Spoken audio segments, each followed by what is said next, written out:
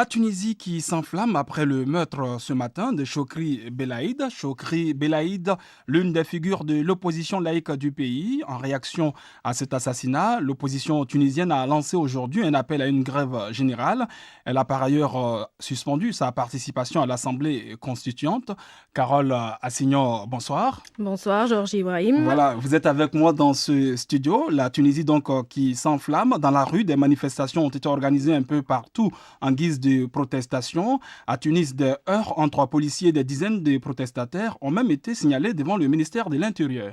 Tout à fait, les affrontements ont eu lieu sur l'avenue Bourguiba à Tunis alors que des manifestants tentaient d'accompagner l'ambulance transportant le corps de Chokri Belaïd. L'ambulance se rendait à l'hôpital pour l'autopsie du corps. Nous avons pu joindre Salah Kiriji Mohamed, membre de la commission tunisienne des droits de l'homme qui assistait à la manifestation à Tunis.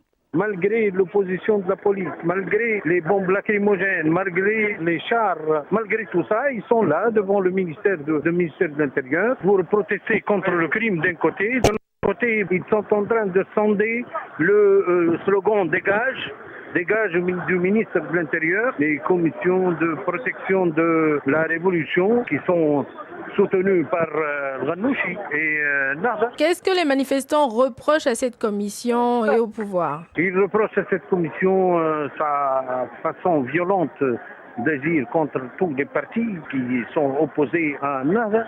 Tout ça, malgré la présence de la police, malgré toutes formes de répression. Contestation, répression, la situation, Carole, est visiblement tendue en Tunisie quelques heures après l'assassinat de Chokri Belaïd. On sait qu'il est une figure de l'opposition laïque tunisienne, mais quel était son poids politique ? Eh bien, Chokri Belaïd était le chef du Parti des Patriotes démocrates. Son mouvement fait partie du Front populaire, la coalition de gauche, principal adversaire politique du gouvernement tunisien.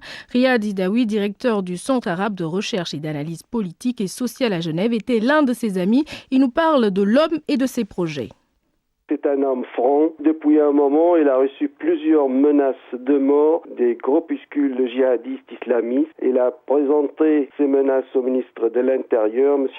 Larif. Or, il n'y a pas une réaction. C'est un militant de gauche, il est marxiste. Il a construit avec ses camarades de gauche le Front populaire, qui regroupe des partis de gauche en général. Ils ont choisi ce que nous appelons la troisième voie. C'est la troisième voie avec une thèse socialiste en économie.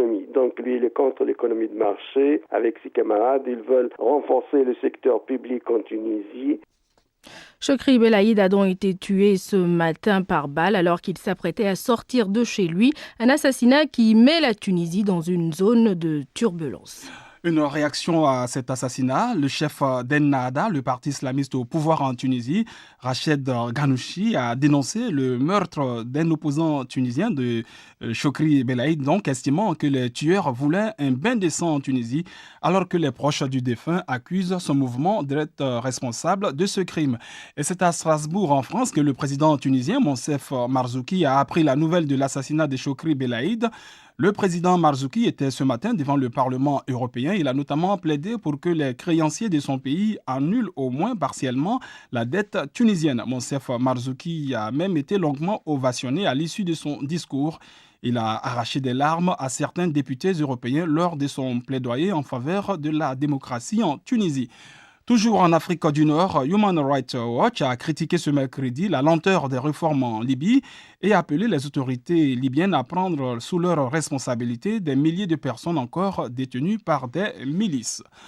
La crise au Mali, les troupes françaises déployées dans ce pays